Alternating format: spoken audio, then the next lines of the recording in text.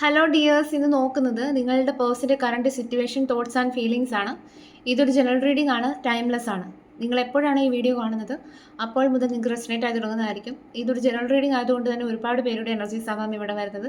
നിങ്ങൾക്ക് റെസനേറ്റ് ആവുന്ന കാര്യങ്ങൾ മാത്രം എടുക്കുക, അല്ലാത്തത് വിട്ടുകളയുക. ജനറൽ റീഡിംഗ് കണ്ടതിന് ശേഷം ലൈഫിൽ ആരും ഒരു ഡിസിഷൻ എടുക്കാതെ ഇരിക്കുക. പേഴ്സണൽ റീഡിംഗ് ആവശ്യമുള്ളവർക്ക് എൻ്റെ നമ്പറിൽ കോൺടാക്ട് ചെയ്യാവുന്നതാണ്. അതുപോലെ തന്നെ ടാരോട്ട് പഠിക്കാൻ താല്പര്യമുള്ളവർക്കും എൻ്റെ നമ്പറിൽ കോൺടാക്ട് ചെയ്യാവുന്നതാണ്. നിങ്ങൾ വളരെയധികം പോസിറ്റീവായിട്ടിരിക്കുക. നിങ്ങൾ നിങ്ങളുടെ വ്യക്തിയെക്കുറിച്ച് ചിന്തിക്കുക.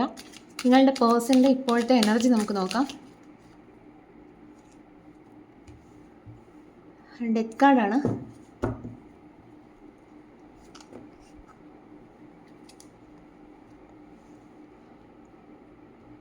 Wheel of fortune, king of swords. അവരുടെ ഇപ്പോഴത്തെ സിറ്റുവേഷൻ നമുക്ക് നോക്കാം.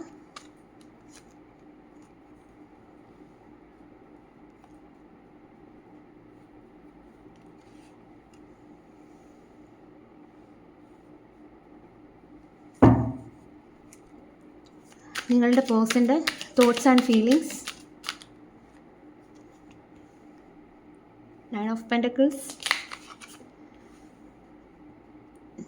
ഡെവിൽ,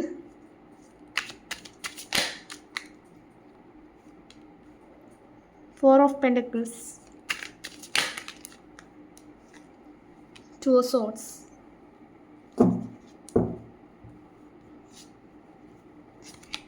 ഇവിടെ നമുക്ക് ബോട്ടം ഓഫ് ദി ഡെക്ക് കിട്ടിയിരിക്കുന്നത് ദി വേൾഡ് ആണ്.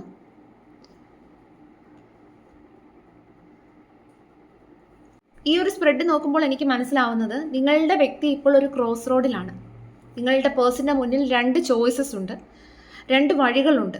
അപ്പം ഈ ഒരു പേഴ്സൺ ഒരു വഴിയിലേക്ക് പോയേ മതിയാവും. അപ്പോൾ അതിന് വേണ്ടിയിട്ട് ഒരു ചാപ്റ്റർ, ലൈഫിൻ്റെ ഒരു ചാപ്റ്റർ എൻഡ് ചെയ്താൽ മാത്രമേ ആ ഒരു പേഴ്സണ് മറ്റൊരു വഴിയിലേക്ക് കടക്കാനായിട്ട് കഴിയുകയുള്ളൂ. അപ്പം അത് ഈ ഒരു പേഴ്സൻ്റെ ഒരു ടേണിംഗ് പോയിൻ്റ് ആയിട്ടാണ് കാണുന്നത്. അപ്പം ഈ ഒരു പേഴ്സൺ ഈ ഒരു ചാപ്റ്റർ ക്ലോസ് ചെയ്യുന്നത് ആ ഒരു വ്യക്തിയുടെ ലോജിക്കും ബുദ്ധിയും ഉപയോഗിച്ചാണ് എന്നുള്ളതാണ് കാണുന്നത്. ഇമോഷൻസിനൊട്ടും പ്രാധാന്യമില്ല. കാരണം ഇമോഷൻസ് ഒന്നുമല്ല ഈ ഒരു പേഴ്സൺ ഈ ഒരു സമയം നോക്കുന്നത്, ബുദ്ധി കൊണ്ടാണ് തീരുമാനങ്ങൾ എടുക്കുന്നത്. അപ്പം ഈ ഒരു വ്യക്തിയുടെ കറണ്ട് എനർജി നോക്കുന്ന സമയത്ത് ഡെത്ത് കാർഡാണ് വന്നിരിക്കുന്നത്. നിങ്ങളുടെ വ്യക്തിക്ക് വലിയ നല്ല രീതിയിലുള്ള മാറ്റങ്ങളാണ് സംഭവിച്ചുകൊണ്ടിരിക്കുന്നത്. ഇതൊരു ട്രാൻസ്ഫോർമേഷൻ ഫേസ് ആയിട്ടാണ് കാണുന്നത്. ഈ ഒരു വ്യക്തിയുടെ ജീവിതത്തിൽ സംഭവിക്കുന്നത് ഒരു വിധിയുടെ ഒരു വഴിത്തിരിവാണ്.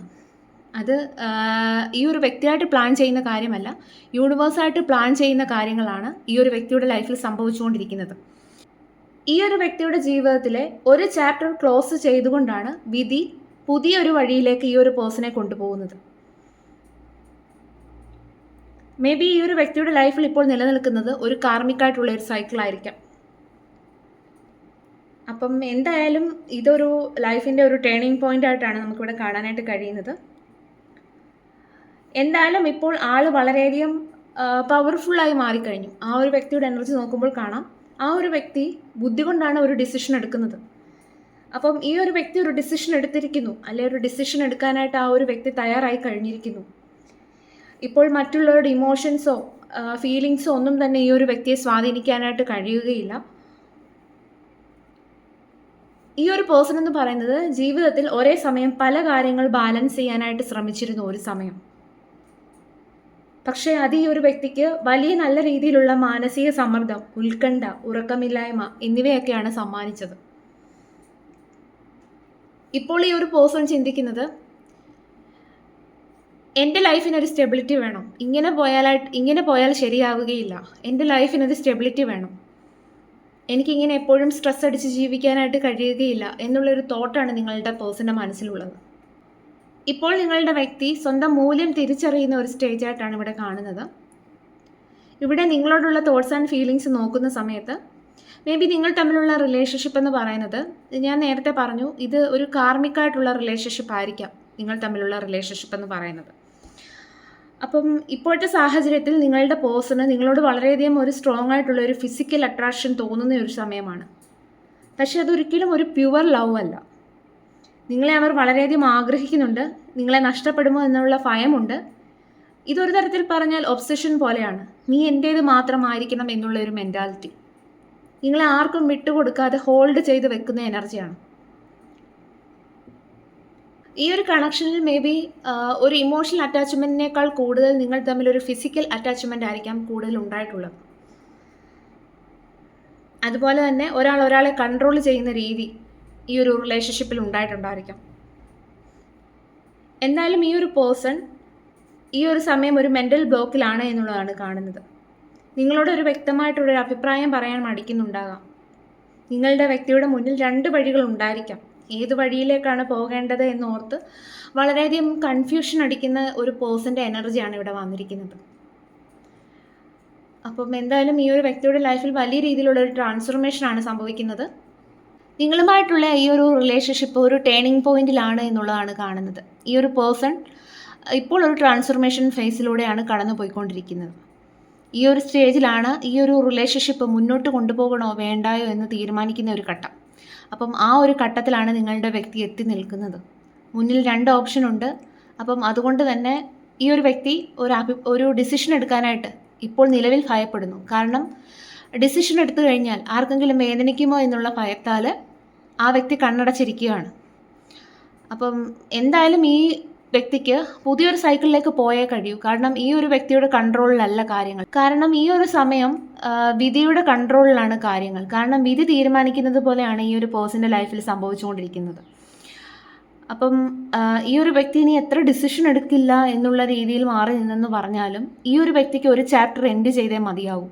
കാരണം പുതിയൊരു സൈക്കിളിലേക്ക് കടക്കേണ്ടതുണ്ട് ഈ ഒരു പേഴ്സണ്. കാരണം നമുക്കൊരു വേൾഡ് കാർഡാണ് ബോട്ടം ഓഫ് ദി ഡെക്ക് കിട്ടിയിരിക്കുന്നത്. അപ്പം ഈ ഒരു പേഴ്സൺ ഒരു സൈക്കിളിലേക്ക് കടക്കേണ്ടതായിട്ടുണ്ട്. അപ്പം ഈ ഒരു വ്യക്തിയുടെ ഒരു ചാപ്റ്റർ എൻഡ് ചെയ്യിച്ചതിന് ശേഷം ആയിരിക്കാം ആ ഒരു വ്യക്തി നെക്സ്റ്റ് സൈക്കിളിലേക്ക് എൻറ്റർ ചെയ്യുന്നത്. അപ്പം അതുകൊണ്ട് തന്നെ ഈ ഒരു സമയം വളരെയധികം മാനസിക സമ്മർദ്ദങ്ങൾ ഈ ഒരു പേഴ്സൺ ഉണ്ടാകുന്നുണ്ടായിരിക്കാം. ഒരു ഡിസിഷൻ എടുക്കാനായിട്ട് മടിക്കുന്നുണ്ടായിരിക്കാം. അപ്പം വളരെ നല്ല രീതിയിലുള്ളൊരു ട്രാൻസ്ഫോർമേഷൻ ഫേസ് ആണ് എന്നുള്ളതാണ് കാണാനായിട്ട് കഴിയുന്നത്. യൂണിവേഴ്സിന് ഈ ഒരു സമയം തരാനുള്ള ഗൈഡൻസ് നോക്കാം.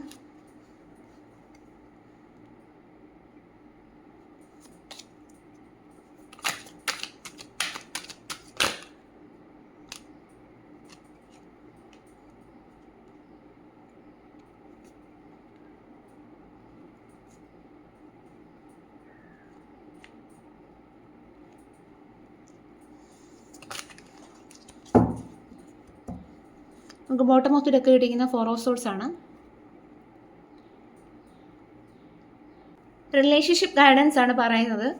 നിങ്ങൾ ഈ ഒരു റിലേഷൻഷിപ്പിൽ സ്വയം ഇൻഡിപെൻഡൻ്റ് ആകാൻ ശ്രമിക്കണം. നിങ്ങളുടെ സെൽഫ് വർത്തിനെ മെയിൻറ്റെയിൻ ചെയ്യാനായിട്ട് ശ്രമിക്കുക. നിങ്ങളുടെ റിലേഷൻഷിപ്പിൽ പാസ്റ്റിൽ ഒരുപാട് കോൺഫ്ലിക്ട്സ് ഉണ്ടായിട്ടുണ്ടായിരിക്കാം. അതുകൊണ്ട് കരുതലോടുകൂടി നിങ്ങൾ തുടരുക. നിങ്ങൾക്ക് ഈ ഒരു റിലേഷൻഷിപ്പ് ഒരു കംപ്ലീറ്റ് ഫുൾഫിൽമെൻറ്റ് തരുന്നില്ലെങ്കിൽ ഇതിൽ നിന്ന് മൂവ് ഓൺ ചെയ്യുക. പക്ഷേ പെട്ടെന്ന് നിങ്ങളൊരു ആക്ഷൻ എടുക്കാതെ ക്ലാരിറ്റി കിട്ടാനായിട്ട് വെയിറ്റ് ചെയ്യുക ഈ ഒരു സമയം.